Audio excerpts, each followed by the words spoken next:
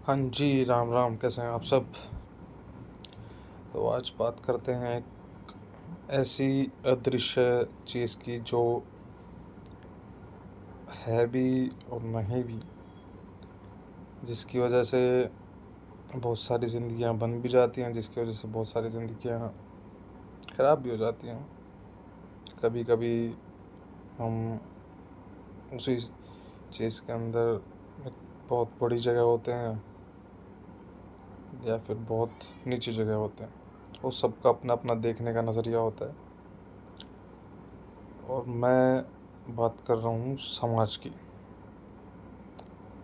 समाज जो एक आपकी ज़िंदगी में ब्रह्मास्त्र की तरह होता है, जो आपको आगे भी बढ़ा सकता है, जो आपको नीचे भी धकेल सकता है।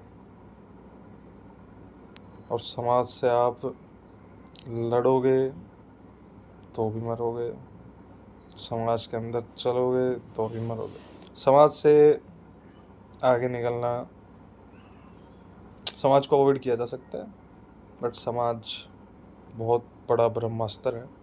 और इस समाज ने बहुत सारी ज़िंदगियाँ ख़राब भी की हैं। जिस व्यवस्था के अंदर हम रह रहे हैं, जहाँ हम सब सोचते तो हैं एक सभ्य समाज के बारे में, लेकिन इस सभ्य समाज की परिभाषा है क्या, होने क्या चाहिए, आज तक किसी को समझ नहीं आया। और ना कभी इस बारे में किसी ने सोचा, और ना ही कोई बात भी नहीं करता। आप अगर समाज के बारे में बातचीत करने लगोगे तो कोई राजनीति का हवाला दे देगा, कोई किसी चीज़ का हवाला दे देगा। ऊपर से हम मटेरियलिस्टिक चीज़ों को, हम इन चीज़ों को ठीक करने में तो लगे हुए हैं, लेकिन अंदर से हम कोई भी ठीक नहीं होना चाहता। सभ्य समाज की परिभाषा क्या होनी चाहिए, इसका डिस्क्राइब मेरे तो समझ आया नहीं आज तक, ना किसी ने बताया। हमें लगता है कि राजनेता जो हैं, बड़े बड़े पॉलिटिशियन हैं, वो सभ्य समाज की नींव रखते हैं, लेकिन ग्राउंड रियलिटी पे जो होता है उसका कंट्रोल भी तो हम राजनेताओं के हाथ में ही होता है ना। ये कुछ वैसे लगा लो कि आप नशे को ख़त्म करना चाहते हो, और पनपा भी उसको वही लोग रहे हैं जो उसको ख़त्म करना चाहते हैं। यानी कि एक रस्सी के दो पहलू, स्टार्टिंग और एंडिंग। और नशा कोई भी हो, नशा हर चीज़ का नशा ही होता है। किसी के वो पैसे का नशा भी हो सकता है, वो शराब का भी हो सकता है, वो किसी और चीज़ का भी हो सकता है। किसी को सेक्स का नशा होता है, किसी को किसी चीज़ का नशा होता है। वो नशा अपने आप में, वो सबका अलग अलग नज़रिया है। तो ये सभ्य समाज की डेफिनेशन क्या होनी चाहिए, कोई कमेंट बॉक्स में लिखना ज़रूर। और अमूमन डेली लाइफ में भी लड़कों के लिए खास करके, आप कुछ भी करोगे,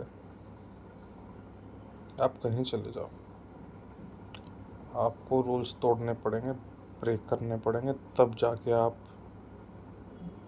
अगर भौतिक सुख की बात करें तो एक वैसी लाइफ को आप जी पाओगे।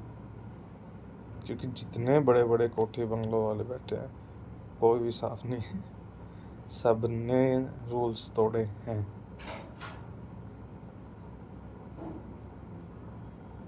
और हम समाज के अंदर कोई स्टेप लेते हैं, कोई कदम उठाते हैं, तो क्राइम हो जाता है। और वो किसी और की नज़रों में, मान लो प्रशासन ने नज़र डाली या कुछ भी,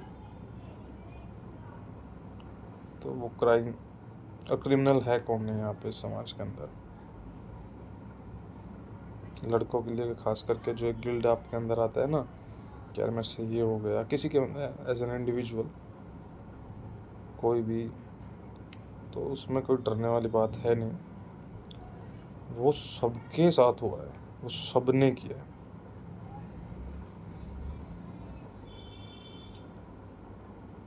बड़े बड़े घरों के अंदर असलियत ज़िंदगी देखना उनकी, वो एक्चुअल में नरक भोग रहे हैं।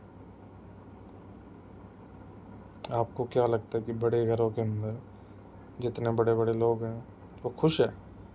वो खुश नहीं है। वो सिर्फ वो समाज के अंदर एक दिखावे को मेंटेन करने के लिए, एक परसेप्शन को बिल्ड रखने के लिए, एक ये कह लो कि अपनी वो जो इज्जत का दिखावा, इज्जत का ढोंग जो होता है, उस इज्जत को मेंटेन रखने के लिए उस चीज़ को बरकरार रखते हैं। लेकिन एज एन इंडिविजुअल पर्सनली अगर सभी से पूछो तो कोई खुश है नहीं, वो चाहते भी नहीं, वो बनना नहीं चाहते थे। ये बनाने वाला भी समाज ही होता है।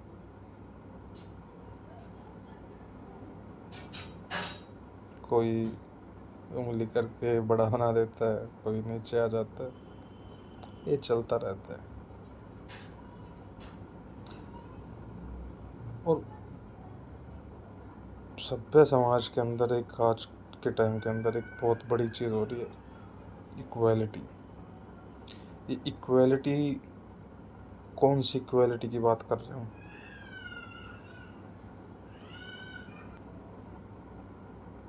कौन सी इक्वालिटी की बात कर रहे हो? इक्वालिटी ऊपर से दिखावा तो है कि जात पात ये सारी चीज़ें कुछ भी नहीं है, कोई नहीं मानता। लेकिन इंटरनली आज भी घरों के अंदर ये सारी चीज़ें होती हैं। कोई भी समाज है बड़ा, जो जनरल हैं वो छोटे समाज वालों को दबाने की कोशिश करते हैं, और वही बड़े लोग, उनके पास मटेरियलिस्टिक गेन्स होंगे, उनके पास ज़मीन जायदाद शोहरत हो सकती है, बट वो पैसों के मामले में दबाते हैं। और सालों से ये चीज़ होती आई है और आज भी बहुत सारे इलाकों में होती है। बड़े शहरों में तो शायद ना होती हो, लेकिन आज भी छोटे शहरों के अंदर ये चीज़ है। इक्वालिटी के नाम पे धप्पा है हम लोग। कौन सी इक्वालिटी की बात करते हैं यार हम? कौन से समाज की बात करते हैं? समाज की जो सच्चाई हो रखी है, तो कभी कभी गलतियाँ हमने भी की होंगी, मैंने भी की होंगी। मैंने बहुत सारी गलतियाँ की, वो गलतियाँ कर करके लोग एक मेरे को तो ऐसे क्रिमिनल पर्सनालिटी की तरह देखते हैं। और अमूमन वैसे क्या पता हो ना हो, तो परसेप्शन की बात है। वो किसका क्या नज़रिया है, कौन आपको किस नज़र से देख रहा है, वो आप इमेजिन कर ही नहीं सकते। तो इस समाज से बचो या इस समाज को ठीक करो।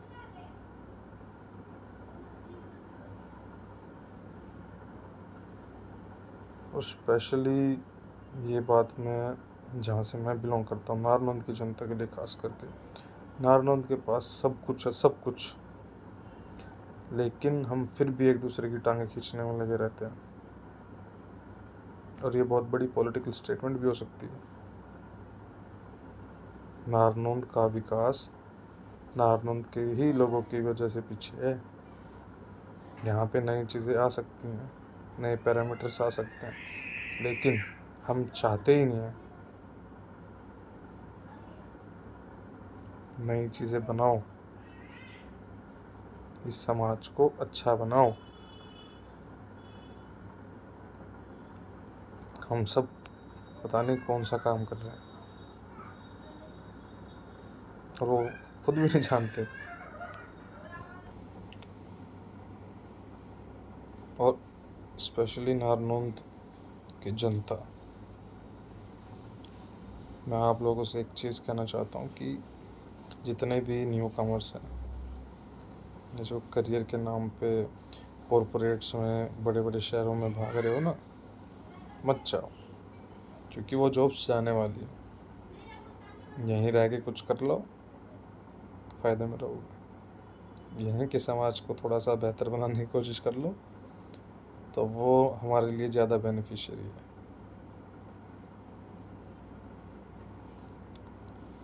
बाकी कल फिर मिलते हैं एक अलग टॉपिक के साथ, अलग वीडियो के साथ।